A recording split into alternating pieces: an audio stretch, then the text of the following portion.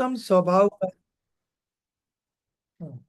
तो 329, क्या अकेला चारित्र ही ध्यान है अथवा सम्यक दर्शन सम्यक ज्ञान भी ध्यान के प्रकार है? ठीक है। तो उत्तर, शुद्धात्म स्वभाव की श्रद्धा करना भी परमात्म स्वभाव का ही ध्यान है। ठीक है। शुद्धात्म स्वभाव की श्रद्धा करना ही परमात्म स्वभाव का ध्यान है, तो ये श्रद्धा का ध्यान हो गया। सम्यक दर्शन भी स्वरूप की ही एकाग्रता है और सम्यक ज्ञान भी ध्यान ही है, तथा सम्यक चारित्र भी ध्यान है। ये तीनों स्व आश्रय की एकाग्रता रूप ध्यान के ही प्रकार है और ध्यान से ही प्रकट होते हैं। राग की एकाग्रता छोड़कर स्वरूप की एकाग्रता करना ही सम्यक दर्शन ज्ञान चारित्र है। सुंदर बात बता दी। पहले अस्थि से बात बताई कि तीनों स्वाश्रय से की एकाग्रता रूप ध्यान के ही प्रकार है और ध्यान से ही प्रकट होते हैं। फिर नास्ति बताया, राग की एकाग्रता छोड़कर स्वरूप की एकाग्रता करना ही सम्यक दर्शन ज्ञान चारित्र है। अकेले ज्ञान स्वभाव में एकाग्रता करते ही रागादि की चिंता छूट जाती है। वही एकाग्रता चिंता निरोध रूप ध्यान है और वही मोक्ष मार्ग है।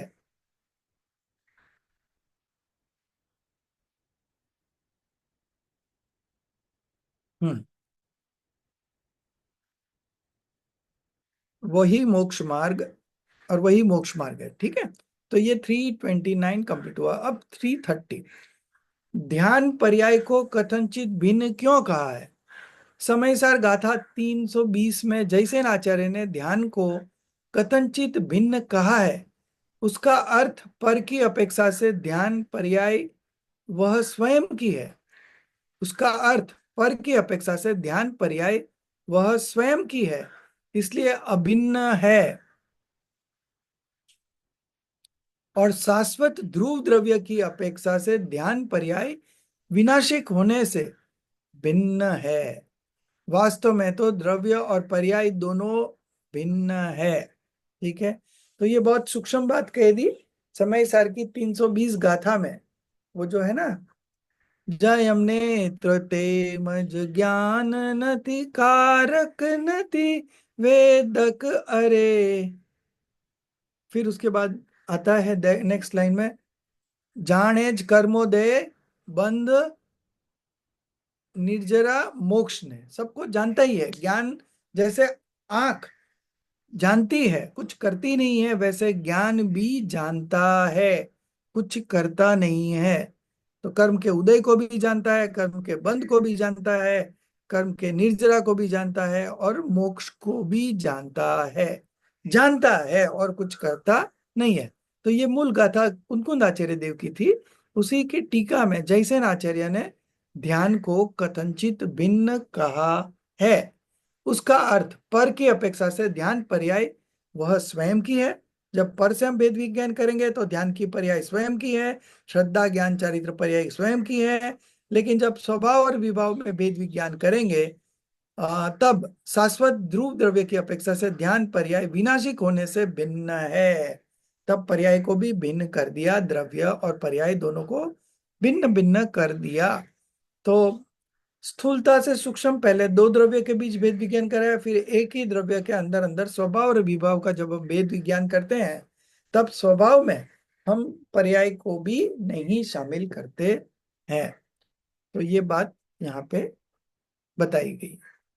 अब अगला 331,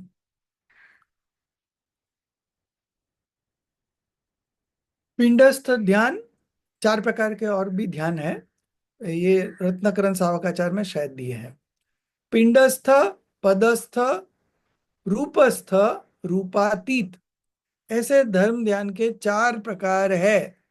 उनमें कितने सविकल्प है और कितने निर्विकल्प है, इसकी ज्यादा चर्चा नहीं आई है। खाली रत्नाकरण श्रावकाचार में हमने पढ़ी है और शायद करणान योग के ग्रंथों में भी होगी। ठीक है। करणान योग में ये सब ध्यान की बहुत मुख्यता है। परमार्थ से तो चारों ही प्रकार के धर्म ध्यान निर्विकल्प है, क्योंकि जब विकल्प छूटकर उपयोग स्व में स्थिर हो तभी वास्तविक धर्म ध्यान कहा जाए। ठीक है, तो निश्चय धर्म ध्यान तो निर्विकल्प ही है। व्यवहार धर्म ध्यान में विकल्पात्मक हो सकता है, क्योंकि जब विकल्प छूटकर उपयोग स्व में स्थिर हो तभी वास्तविक धर्म ध्यान कहा जाए। प्रथम, पिंडस्थ अर्थात देह में स्थित शुद्ध आत्मा। ठीक है, तो प्रथम पिंडस्थ ध्यान में क्या है? देह में स्थित शुद्धात्मा का ध्यान करना, यह पिंडस्थ है। फिर दूसरा, पदस्थ। पदस्थ अर्थात शब्द के वाच्य रूप शुद्धात्मा। हा, बहुत सुंदर। शब्द के वाच्य रूप शुद्धात्मा का ध्यान करना, यह भी पदस्थ धर्म ध्यान है। फिर रूपस्थ अर्थात अरिहंत सर्वज्ञ देव, इसका ध्यान करना, ये रूपस्थ धर्म ध्यान है। और लास्ट वाला रूपातीत। ठीक है, तथा रूपातीत अर्थात देहातीत सिद्ध परमात्मा। इन चार प्रकार के स्वरूप का अनेक विधि चिंतन अन्य स्थूल विकल्पों में से छूटकर मन के एकाग्र करने के समय आवे, उसे व्यवहार धर्म ध्यान कहते हैं। ये सब व्यवहार धर्म ध्यान में घटाया गया है। पश्चात वह विकल्प भी छूटकर निज स्वरूप में उपयोग जमे, तब वास्तविक धर्म ध्यान कहा जाए। बहुत सुंदर। उस विकल्प भी छूटकर जब अंतर में उपयोग जाता है, स्वभाव के साथ अभेद होकर अनुभूति प्रकट होती है, तो वो वास्तविक धर्म ध्यान है, निश्चयी धर्म ध्यान है। स्वरूप में एकाग्र होना वही निर्विकल्प सच्चा ध्यान है, वास्तविक ध्यान है। इस भांति चार प्रकार के सविकल्प चिंतन को व्यवहार से धर्म ध्यान कहा। परमार्थ धर्म ध्यान तो निर्विकल्प है। परमार्थ धर्म ध्यान वीतराग है और वही मोक्ष का साधक है। तो बहुत सुंदर खुलासा आया इधर। ये सब ज्यादा चर्चा नहीं मिलती है। पिंडस्थ ध्यान, पदस्थ ध्यान, स्वरूप ध्यान और स्वरूपातीत ध्यान। ठीक है।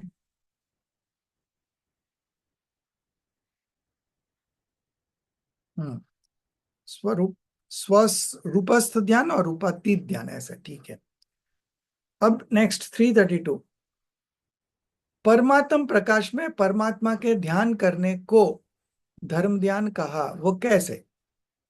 परमात्मा का ध्यान करने को कहकर अपने ही आत्मा का ध्यान करने को कहा है। ठीक है, जैसे अपन ने नमोकार में मंत्र पढ़ा था कि नमोकार मंत्र में पंच परमेष्टि को नमस्कार किया है, और जो इन परमेष्टि को का उपदेश समझकर अपने आत्मा का ध्यान करेगा, उन्होंने ही पंच परमेष्टि को नमस्कार किया। तो हर जगह में एक व्यवहार नहीं से कुछ कहा जाता है, निश्चय नहीं से कुछ कहा जाता है। तो निश्चय नहीं से प्रत्येक जगह पे अपने आत्मा का ही बात, अपने आत्मा पर ही बात घटाई जाती है। परमात्मा का ध्यान करने को कहकर अपने ही आत्मा का ध्यान करने को कहा है, अपने से भिन्न परमात्मा का नहीं। परमात्मा का ध्यान करने को कहकर अपने ही आत्मा का ध्यान करने को कहा है, अपने से भिन्न परमात्मा का नहीं। ठीक है, तो परमात्मा का ध्यान मतलब अपने आत्मा का ध्यान। अपने से भिन्न परमात्मा जो अरिहंत है, तीर्थंकर है, उनकी बात नहीं चल रही है। परमात्मा के समान ही अपना स्वभाव परिपूर्ण रागादि रहित है, उसको पहचान कर उसका ही ध्यान करना, यही परमार्थ से परमात्मा का ध्यान है। तो एकदम सुंदर निश्चय का प्ररूपण भी हो गया और व्यवहार का भी बैलेंस हो गया। इसके अतिरिक्त अरिहंत व सिद्ध का लक्ष्य करना सच्चा धर्म ध्यान नहीं है, किंतु राग है। और परमार्थ से राग तो आर्त ध्यान है, अतः उससे कभी भी धर्म ध्यान नहीं हो सकता है। तो जो राग रूप है, उससे वो व्यवहार है, परमार्थ नहीं है। परमार्थ से राग तो अर्थ ध्यान है, तो वो अर्थ ध्यान है, तो इसलिए वो धर्म ध्यान नहीं हो सकता। देखो, निश्चय व्यवहार अगर नहीं होता तो हम कोई भी चीज सिद्ध नहीं कर पाते। बहुत सुंदर है कि अपने यहाँ निश्चय व्यवहार रूप परूपण है, तो हम हर चीज को सिद्ध कर पा रहे हैं। दूसरे धर्मों में निश्चय नहीं, व्यवहार नहीं, नहीं नहीं है, नहीं नहीं है, इसलिए उनके यहाँ सब विरोधाभास चल रहा है। कोई भी कुछ चीज की सिद्धि नहीं हो सकती है, क्योंकि वस्तु ऐसी है कि उसमें अनंत धर्मात्मक वस्तु है। अब एक एक धर्म के दो पहलू है, एक अस्ति से एक नास्ति से। ठीक है, तो जब तक हम दोनों का निरूपण नहीं करेंगे तो फिर सच्चे धर्म की व्याख्या नहीं हो सकती है। इसलिए हमारे यहाँ नहीं लगते हैं, और नहीं के कारण हम सब चीज को सिद्ध कर पाते हैं। और अन्य मति धर्मों में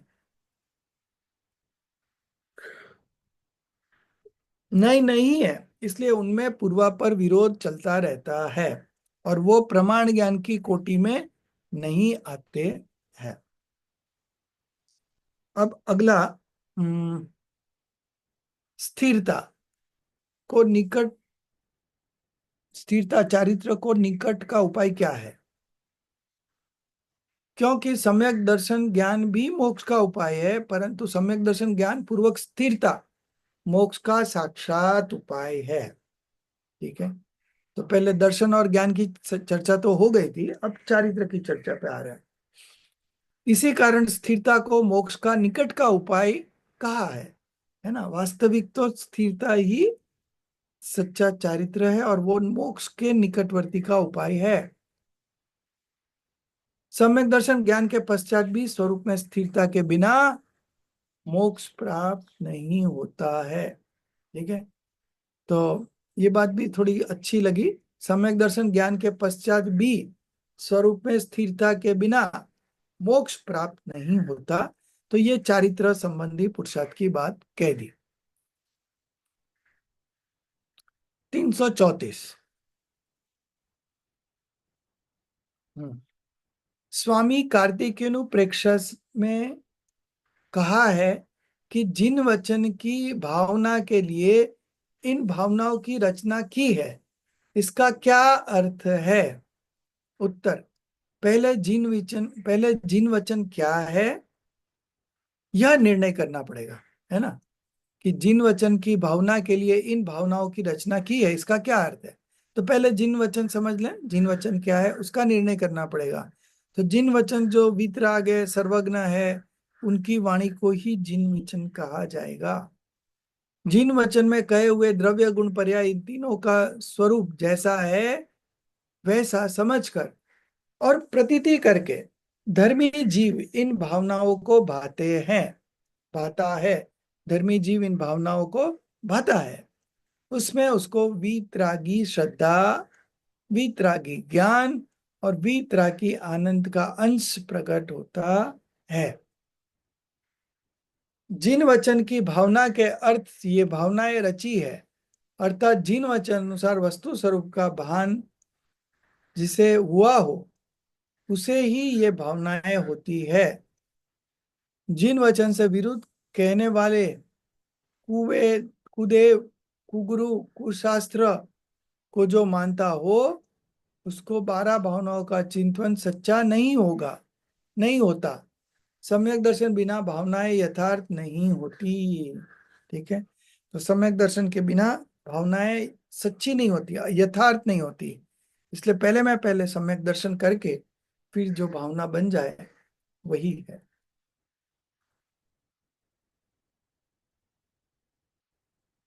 हम्म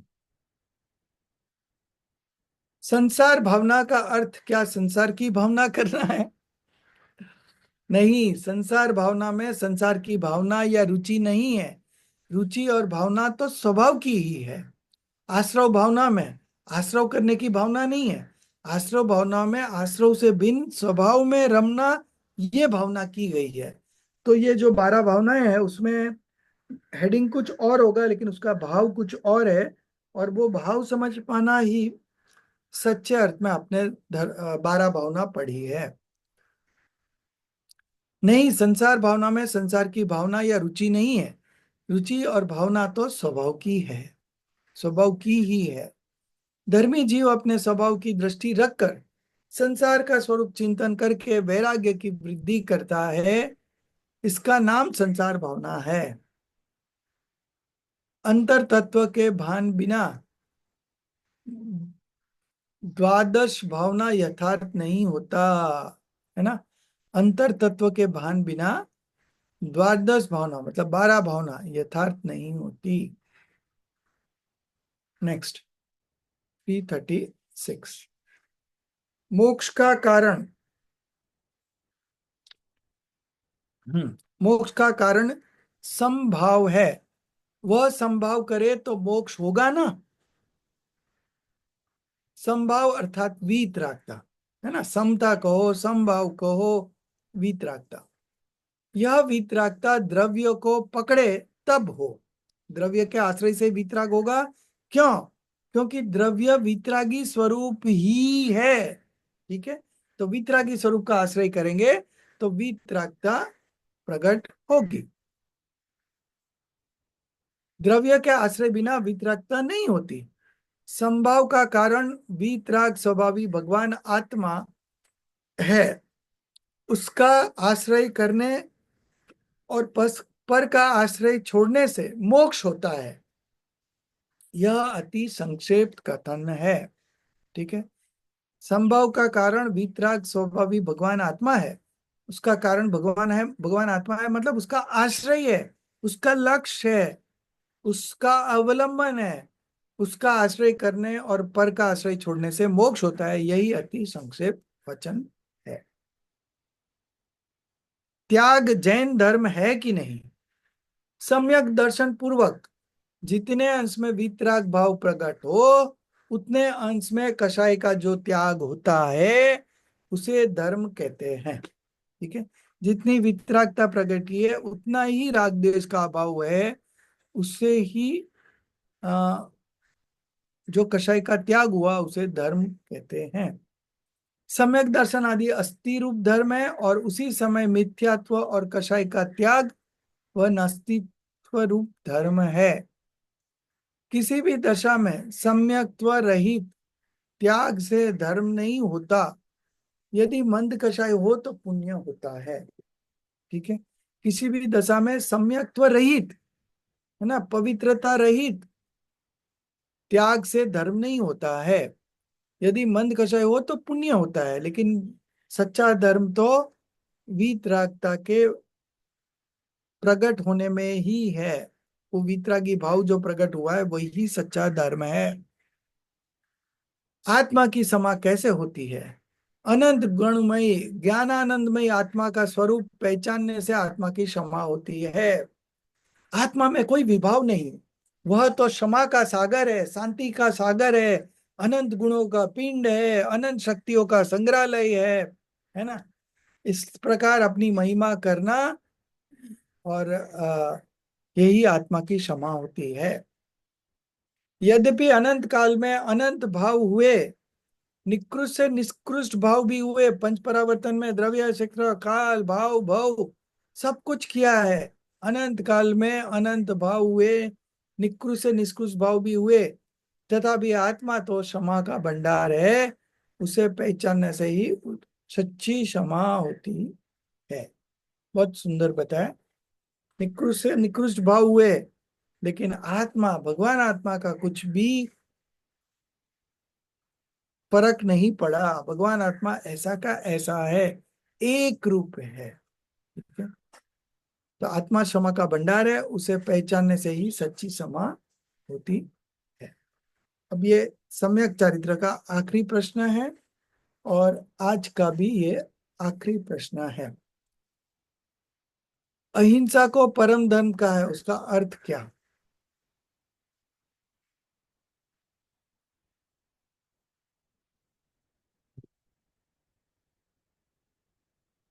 पर जीवों की दया का भाव तो राग है ना। राग से स्व की हिंसा होती है। राग उत्पन्न हुआ ना, तो स्वभाव की तो हिंसा ही होती है, स्व की तो हिंसा होती है। तथा राग से लाभ मानने में चैतन्य प्रभु का अनादर है ना। राग से लाभ मानने में चैतन्य का अनादर है। जिस अहिंसा को परम धर्म कहा है वह तो आत्मा की पर्याय में राग आदि की उत्पत्ति ही न होवे, वह है। वही वितरागी अहिंसा धर्म है। पुरुषार्थ सिद्धि उपाय गाथा 44 में कहा कि आत्मा में राग आदि की अनुत्पत्ति ही अहिंसा और उसकी उत्पत्ति होना ही हिंसा है। ऐसी पात्र ऐसा पात्र जीव के बिना किसे रुके, है ना। तो कहने का मतलब यह है कि राग आदि की उत्पत्ति ही हिंसा है और राग आदि की उत्पत्ति नहीं होना ही अहिंसा है। और यही सही सच्ची अहिंसा है। और इसी अहिंसा को अहिंसा परमो धर्म कहा गया है। यही वितरागता रूप है। ठीक है। तो इस प्रकार चारित्र का प्रकरण शेष हुआ। अभी अगले हफ्ते अपन मोक्ष मार्ग, ये भी छोटा ही प्रकरण है। 340 से 356 नंबर के प्रश्न है इसमें। कुल मिला के 17 प्रश्न है। तो वो अपन करेंगे और उसके बाद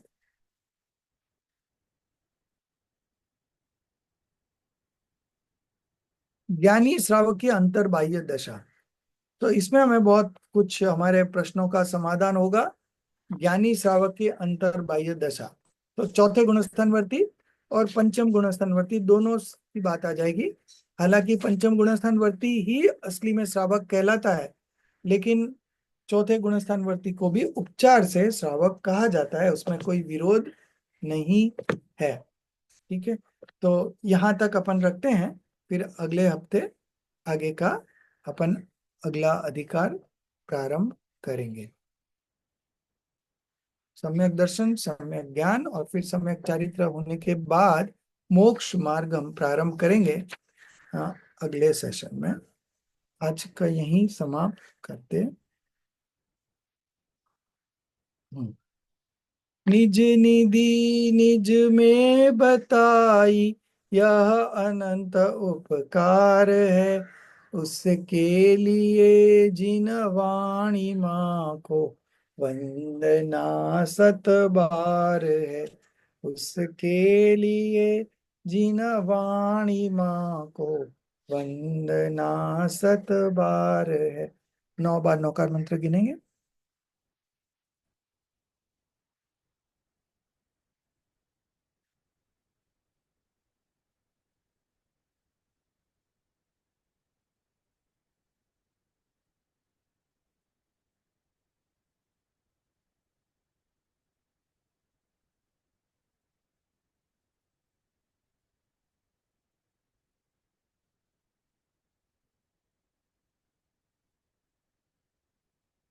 बोलो दात सांगी जिनवाणी माता की जय। किसी को कोई प्रश्न